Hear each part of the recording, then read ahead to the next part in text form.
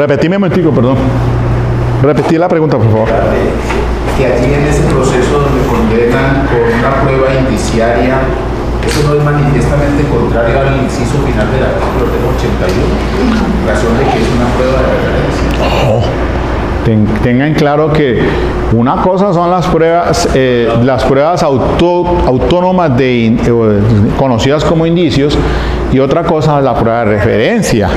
Que la prueba de referencia tiene un contexto muy diferente respecto pues de lo que estamos analizando acá. La prueba de referencia es otro tema completamente diferente. No, pero de acuerdo con ese inciso final del artículo 81, si se condena con indicio, no hay una duda, o sea, no hay un convencimiento más allá de lo razonable por parte del administrador. No, pero es que el funcionario, pues para que la sentencia tenga validez, ya se me pasó el tiempo, 8:20, bueno, es que empezamos un poco tarde, pero bueno, vamos a ver hasta dónde puedo avanzar aquí y la dejamos para continuar el jueves entonces.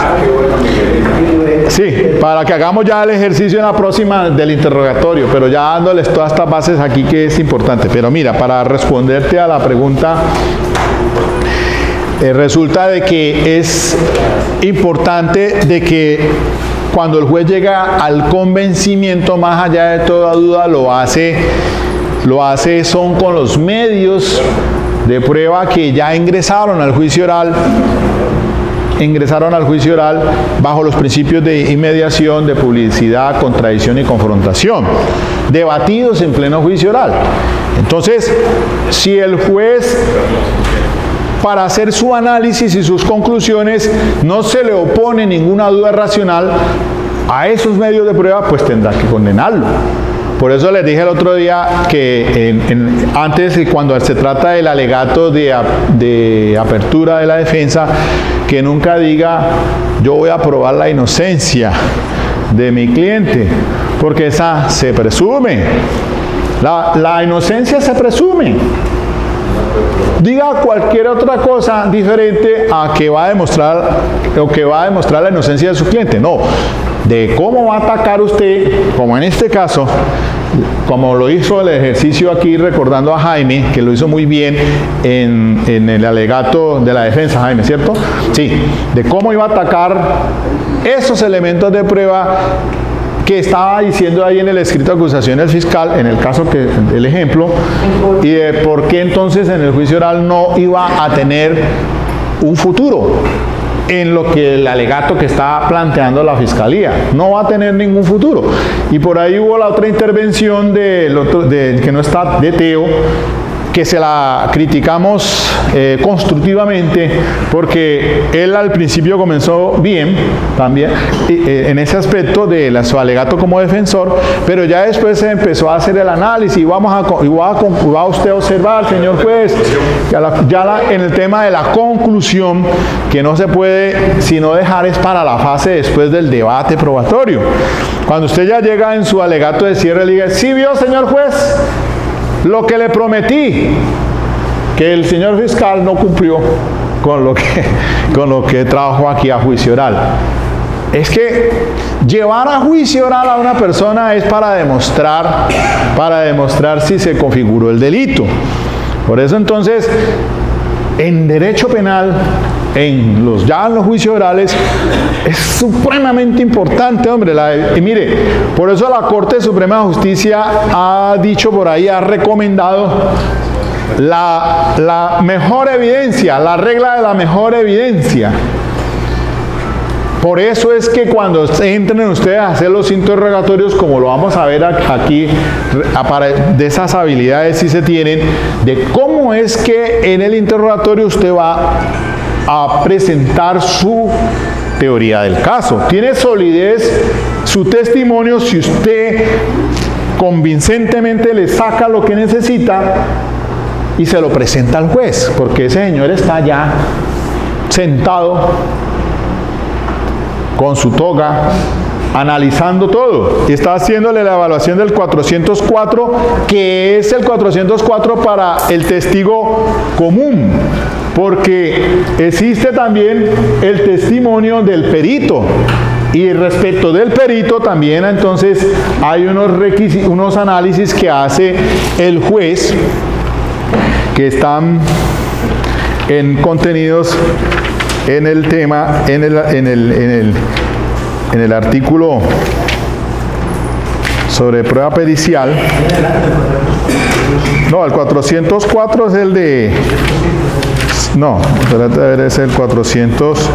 Prueba pericial, el 415, esa es la base de la opinión pericial. 420, apreciación de la prueba pericial. Para apreciar la prueba pericial en el juicio oral y público se tendrá en cuenta la idoneidad técnico-científica y moral del perito. Por eso es que los gringos son expertos cuando atacan a esos peritos. Le esculcan por allá, le mandan al investigador, averígüeme toda la vida de ese perito. Averígüeme, Alfredo, averígüeme toda la vida de ese perito. Ese perito es borrachín. Y allá en el juicio lo atacan por ese lado. Por la moral.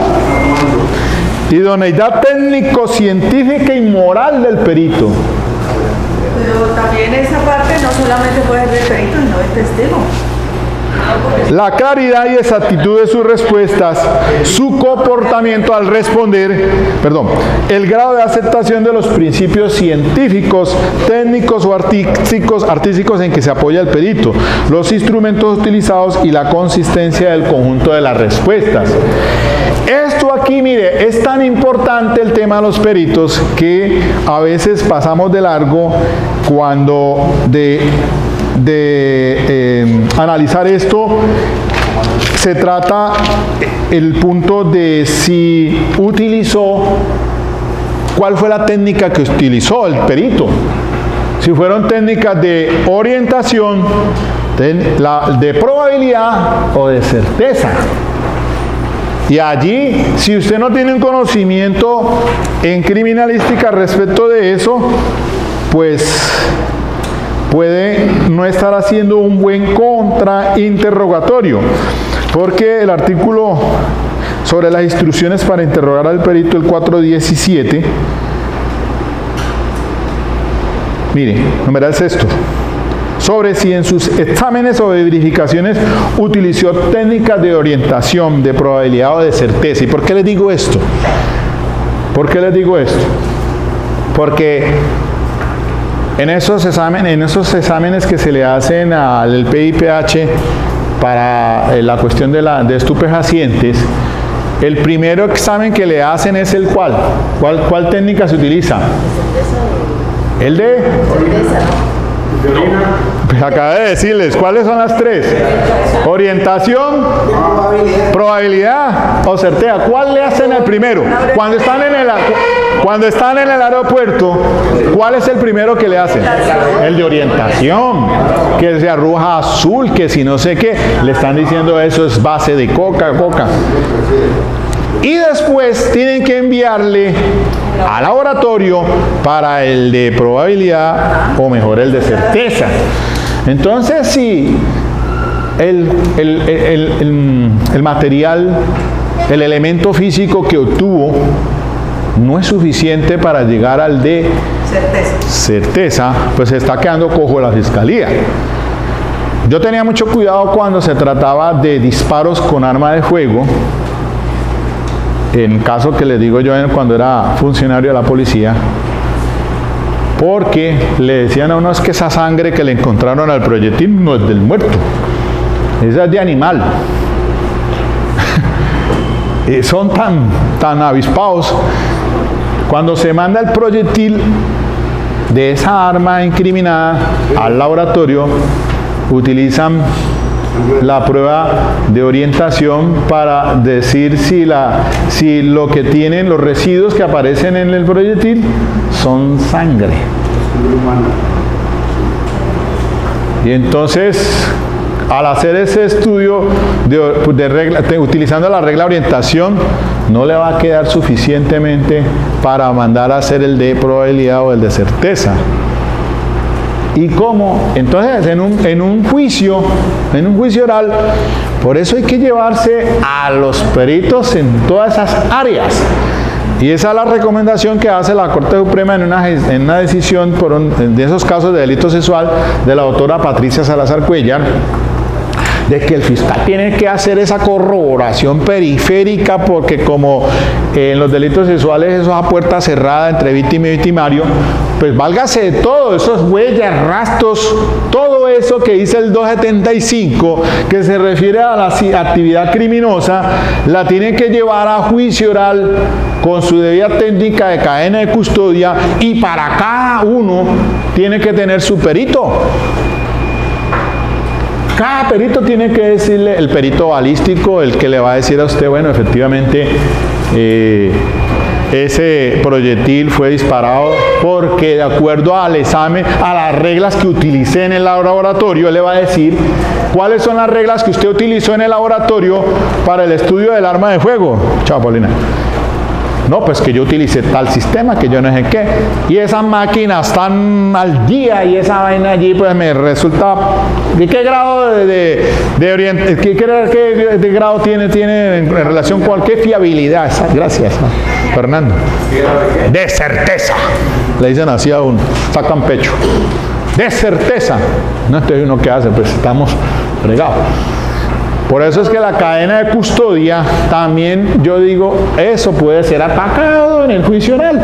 A veces los fiscales se quedan cortos con ese tema de las armas de fuego, que de pronto por X o Y razón no se ha hecho desde el principio a inicio el respectivo protocolo de cadena de custodia de incautación del arma.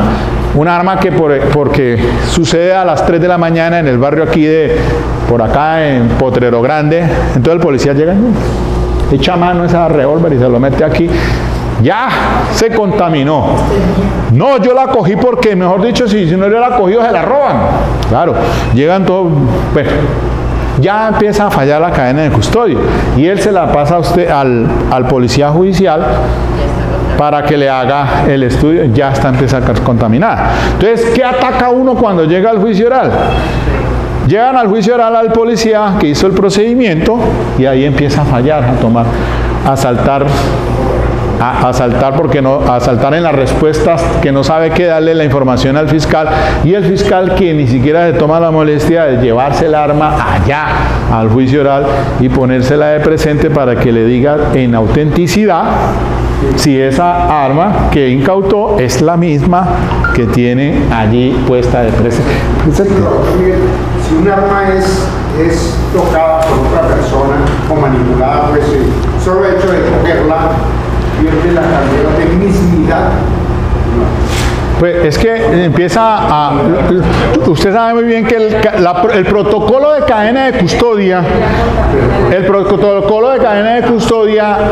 está establecido por la Fiscalía en una resolución para hacer la fijación, para hacer la toma fotográfica, para hacer el respectivo embalaje. Y ella empieza a fallar, ya ha habido manipulación. ¿Cómo le van a decir? No, es que va a enviarla al laboratorio para saber que tenía huellas, pero ¿cuáles huellas? Y todo el mundo pasó por manos de todo el mundo. Entonces, ya el fiscal empieza a verse corto en ese tema, entonces se tiene que valer de otras situaciones allí. Y si no las tiene la pared limpia, se le hace la prueba, la pared limpia, si huele en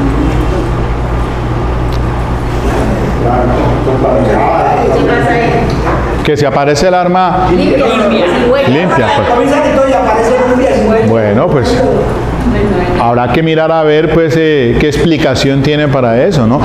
Bueno, yo lo que quiero es significarle que el juez tiene que hacer un raciocinio, ya para resumir y ya cerrar aquí el tema, porque ya 15 minutos que supuestamente prolongamos, pero, muchas gracias por venir, pero el juez es el que tiene que hacer el análisis y todo eso. Por eso el juez puede hacer preguntas complementarias. El juez que está sentado allá dice, uy, lo que debe evitarse es que el juez haga la tarea del fiscal o haga la tarea de la defensa. que se vuelva imparcial. Eso es lo que hay que evitar, que muchas veces los jueces se vuelven parcializados hacia alguno de los dos. Se dan cuenta y fue madre dice, pero es que este fiscal, carajo, qué bruto, no preguntó esta vaina. Entonces le va y le pregunta él complementando.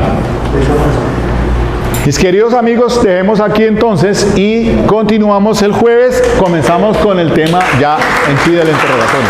Muchas gracias. Bueno.